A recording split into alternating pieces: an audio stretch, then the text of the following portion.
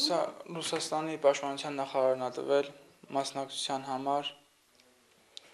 Տանկային բիաթլոնի աշխարհի փոխչեմպիոնը համեստորեն ներկայացնում է այն մեդալներն ու պարգևները, որ ստացել է Հայաստանի ու Ռուսաստանի պաշտպանության նախարարությունների կողմից։ Օգոստոսի 3-ից 16 Ռուսաստանում կայացած տանկային բիաթլոնի աշխարհի առաջնության մասնակիցներից մեկը օձունցի Լևոն Խեյչիկյանն է։ Նաև նրա անմիջական ջանքերով է Հայաստանի թիմը տանկային բիաթլոնի աշխարհի առաջնությունում 12 պետությունների մեջ գրավել երկրորդ տեղը, բարձր պահելով Հայաստանի ու հայոց բանակի պատիվը։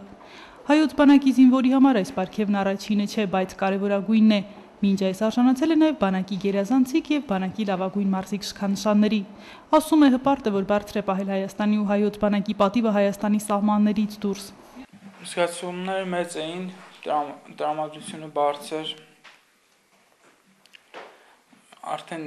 որ իմացանք Հայաստանի պատիվն ենք բարձր պահում, այնտեղ եղավ նաև Ռուսաստան ֆիզիկական պատրաստությունից մրցույթ, լավ հանդես եկանք, բարձր արդյունքներ ցուցաբերեցինք։ Հաղթանակի հասնելու նպաստել են Լևոնի ֆիզիկական ու կամային բարձր հատկանիշները, մինչ բանակ զորակոչվել է կարատե սպորտաձևով է զբաղվել, բազմաթիվ մեդալների արժանացել Հայաստանում ու Հայաստանի սահմաններից դուրս։ Մրցույթից առաջ 6 ամիս տևած նախապատրաստական աշխատանքներն էլ իրենց արդյունքն են տվել, եւ հայ զինվորներն իրենց հետ հայրենիք են բերել պատվավոր երկրորդ տեղի մրցանակն ու թանկարժեք մի տանկ։ Նույն օրում Լևոնին ճանապարհեցինք Մոսկվա, իսկ մյուս որդուս Լեռնիկին ուղարկեցինք բանակ։ Դանգում էինք խոսում, հետևում էինք մրցույթին, մի քիչ հուզվում էինք, բայց հույս ունեինք, որ անպայման հաղթանակի կհասնեն։ Ու ես շատ հպարտ եմ, որ երկու որդիս էլ ծառայում են հայկական բանակում։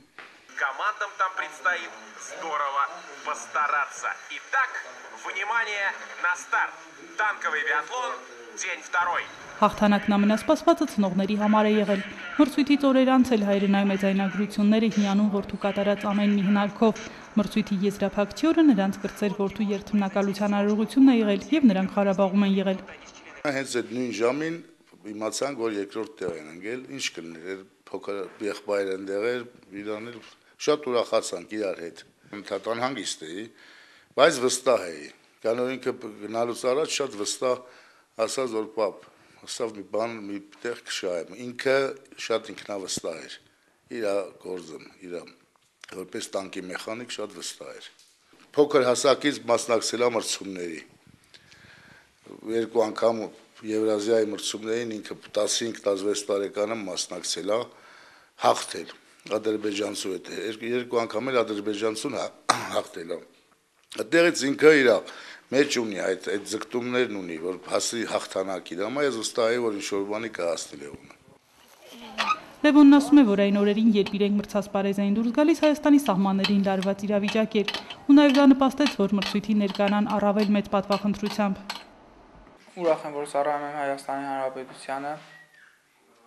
Մրցույթից վերադառնալուց հետո Լևոնը որպես խրախուսանք նաև 20 օրի արձակուրդ է ստացել։ Արձակուրդային օրերն արդեն ավարտվում են, սակայն տխրելու առիթ չունի, քանի որ ընտանիքի մի մասնիկն էլ զորամասում է իրենց սպասում։ Կրծեր եղբայրն արդեն նույն այն զորամասում է ծառայում, որտեղ ինքն է։ Եղբայրները կհանդիպեն այնտեղ։ Իսկ մինչ մեկնել է հաղթանակ բերած թիմի կազմում Լևոն Խեյչիկյանը հանդիպելու է Լոռու մարզպետի ու պաշտպանության փոխնախարարի հետ։